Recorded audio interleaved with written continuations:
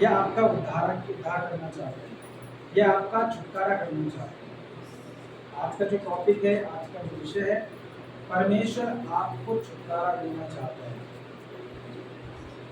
लेकिन अगर आप परमेश्वर को आप नहीं समझ पा रहे हो, तो ये प्रॉब्लम परमेश्वर की नहीं है, दिक्कत हमारी है। अरे भैया, परमेश्वर, इस्राएली लोग मिस्र देश में गुलाम थे। क्या थे? गुलाम थे। और वो इतने वो पीड़ा में थे, इतने तकलीफ में थे, इतने संकट में थे, इतने संकट में वो थे।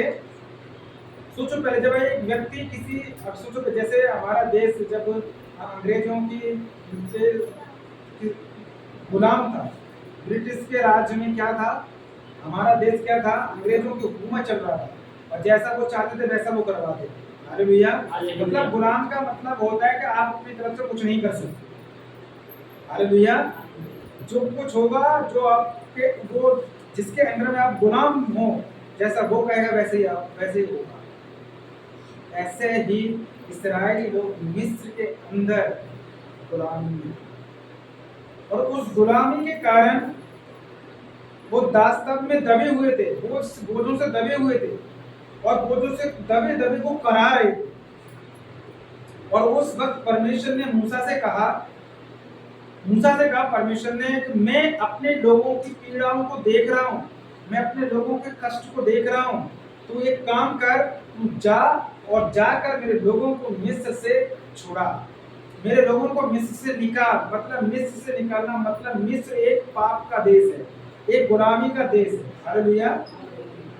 मिस्र एक जो देश है वो एक गुलामी का देश है, एक पाप का देश है। Hallelujah, hallelujah. और परमेश्वर ने कहा कि मैं इनको छुड़ाना चाहता हूं, और मैं इन्हें बचाना चाहता हूं, मैं इनको उस जगह पर लेके जाना चाहता हूं जहां पर इनके लिए सब कुछ उत्तम है। अरे भैया, अब सोचो, पहले मैं आपको एक चीज बता रहा हूं, परमेश्वर की योजना को देखो और अब मनुष्यों की योजना को देखो। जब परमेश्वर ने मूसा से कहा और मूसा को बोला तू जा, और जाकर जब फिरौन राजा के सामने वो खड़ा हुआ जाके और बोलने लगा कि मैं परमेश्वर की ओर, यहोवा की ओर से आया हूँ, और यहोवा ने कहा कि इस्राएली लोगों को तो छोड़ दे ताकि ये जाकर जंगल में जाएं और परमेश्वर की आराधना करें, परमेश्वर की उपासना करें, परमेश्वर का धन्यवाद करें। फिरौन ने कहा कौन परमेश्वर है, कौन है यहोवा, मैं नहीं जानता हूँ किसी यहोवा को। अरे भैया, आज बहुत सारे लोग हैं ऐसा ही बोलते, मैं नहीं जानता हूँ यीशु को कौन है। अरे भैया, आज हम लोग सुसमाचार प्रचार करने के लिए जाते, लोगों को बताने के लिए जाते कि यीशु मसीह आपको बचाने के लिए आया है, यीशु मसीह आपको छुड़ाने के लिए आया है, यीशु मसीह आपको जीवन देने के लिए आया है, तो लोग मजाक उड़ाते, लोग निंदा करते, और लोग कहते जो यीशु के विषय में बोल रहे, खुद यीशु मसीह खुद मर गया, खुद अपने आप को बचा नहीं पाया, वो हमें कैसे बचा सकता है। अरे भैया, इस तरह से सवाल, और यही बात फिरौन ने कहा। फिरौन ने कौन परमेश्वर है, मैं नहीं जानता हूँ परमेश्वर को। परमेश्वर ने कही ठीक है। मूसा वापस गया, बोला परमेश्वर मैं गया और उसने ऐसा ऐसा करके बोला, मैं क्या करूं। परमेश्वर ने बोला मैं उसे बताता हूं मैं कौन हूं। अरे भैया, और परमेश्वर ने अपने आप को प्रकट किया। जो 10 विपत्तियां परमेश्वर ने मिस्र देश के अंदर डाली थी, वो 10 देवी देवता थे, उनकी लोग उपासना करते थे, और परमेश्वर ने वो विपत्ति डालकर उनको खंडन कर दिया। उनका जो घमंड था, उन पर जो घमंड करते थे उन सारी चीजों को लेकर, परमेश्वर सबसे पहले उनका घमंड को तोड़ा, और परमेश्वर ने कहा मैं यहोवा। अरे भैया, और आने वाले समय में ऐसा हुआ जब ये सारी चीजें हुई, फिरौन को समझ में आ गया, जब लास्ट विपत्ति डाला हर एक पैनोटा मर जाएगा। अरे भैया, फिरौन को समझ में आ गया। फिरौन ने कहा तू अपने लोगों को लेके जा, यहाँ से लेके जा, अपने लोगों को लेके जा। तो अपने यहोवा से प्रार्थना कर, पहले फोड़े उस शरीर में हुए। अरे भैया, फोड़े शरीर में हुए। उसने बोला तू अपने परमेश्वर से प्रार्थना कर ताकि मैं ठीक हो जाऊं। उसे समझ में आ गया कि परमेश्वर है, यहोवा है। आज लोगों को समझ में नहीं आ रहा, जब परमेश्वर कुछ करता है ना तब समझ में आता है हाँ परमेश्वर है। अरे भैया, आज लोगों को समझ में नहीं आ रहा परमेश्वर क्या है, परमेश्वर क्या करता है और क्या करने वाला है परमेश्वर।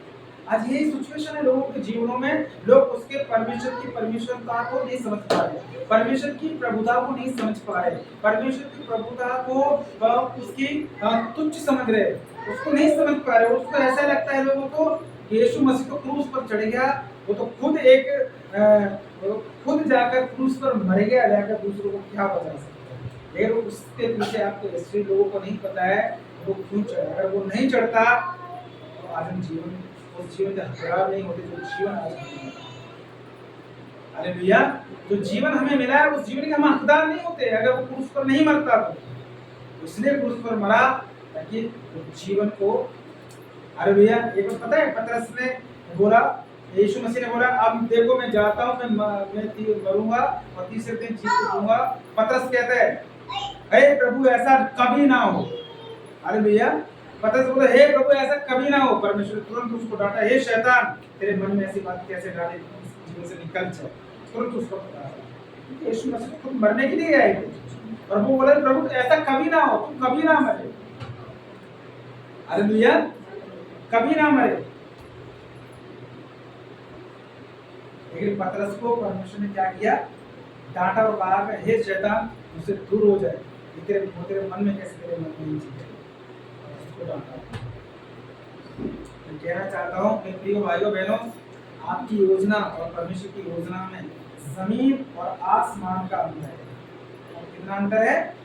जमीन और आसमान का अंतर है। मैं क्या बताना चाहता हूँ आप लोगों को, मेरे प्रिय भाइयों बहनों, परमेश्वर आपको छुटकारा देना चाहता है, परमेश्वर आपको बचाना चाहता है, परमेश्वर आपको अगर बीमार हो आपको चंगा करना चाहता है। अगर आप जिस परिस्थितियों से गुजर